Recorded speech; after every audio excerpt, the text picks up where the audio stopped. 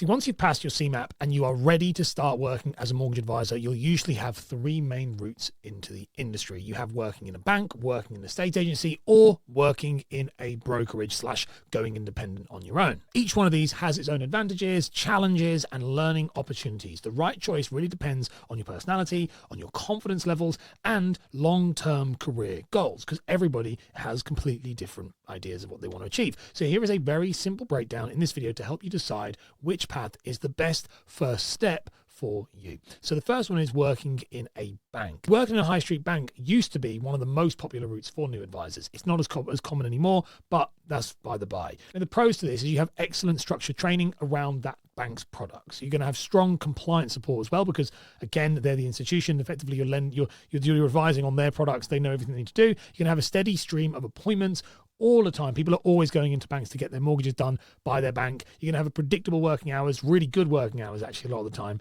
It's very, very old school 9 to 5. You're going to have a good foundation for building skills, and you're going to have lower pressure to generate your own leads. In fact, you're going to have no pressure to generate your own leads. It just doesn't really exist. See, banks are a great starting point if you want security and a supportive environment, but there are a lot of cons that come with banks, okay? The cons, the biggest one most likely, and the biggest con I would say, is there is a lower earning potential compared to brokerages. Significantly, okay? Very, very, very low compared to that. You'll earn a lot more money in other ways. Very strict processes too. It's like there's no deviation from it. It's very much follow the script, say the lines, that's it.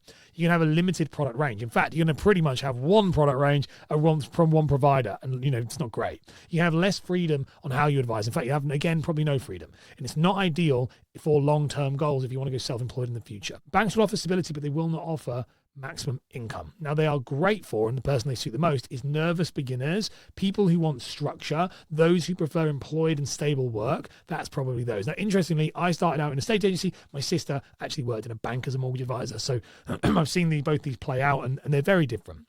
Which brings me to the second one, which is working in an estate agency. So estate agency roles, which is how I got started, are common for new brokers, especially those who enjoy fast-paced environments. Now, the pros to this, and I think there are loads of pros to this, especially starting out. One of them is you're going to have tons of potential clients. There's a built-in lead flow. Nearly all of the systems in those estate agents are built to funnel leads through to your desk. That's how it's designed. It's a really fast learning curve. So if you want to be quick and good and get the job fast, you're going to be great. There's going to be high activity environment. You're constantly going to be doing stuff. You're never going to have a quiet moment.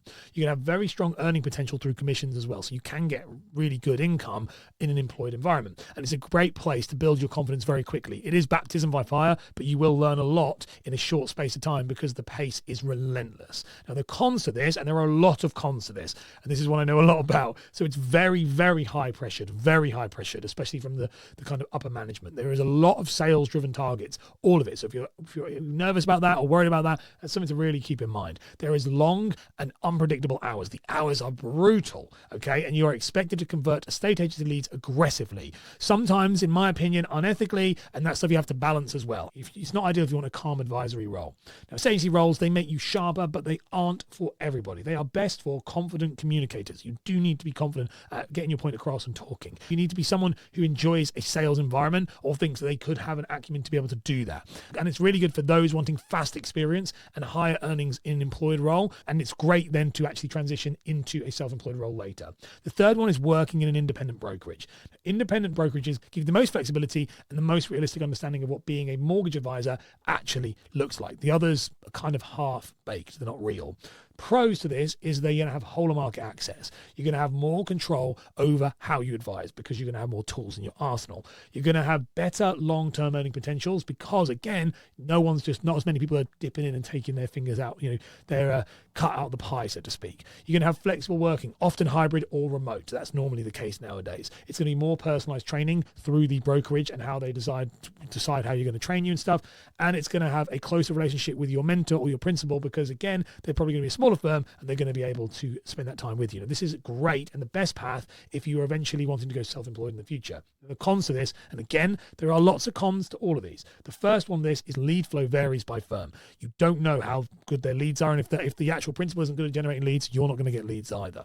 There's going to be much less structure than a bank or an estate agency. You may need to find your own clients. In fact, that's very common, and income can be very unpredictable early on. See, brokerages, they give you freedom, but they also expect responsibility. flexibility. These are really, really good for those self-starter individuals, someone who's really self-motivated, people who want whole of market access to when they're advising their clients, and for people who are thinking about future self-employment or protection focus, that's going to be something you want to consider. So there's no single best starting point. It really depends on your personality and goals. Banks offer structure, state agency offer speed, and brokerages offer freedom. So get clear on the type of career that you want in your first year. And the big thing you need to know then with these is none of these can be possible if you don't get your CMAP exam. And so if you want to learn how to pass your CMAP exam fast, check out this video on screen right now.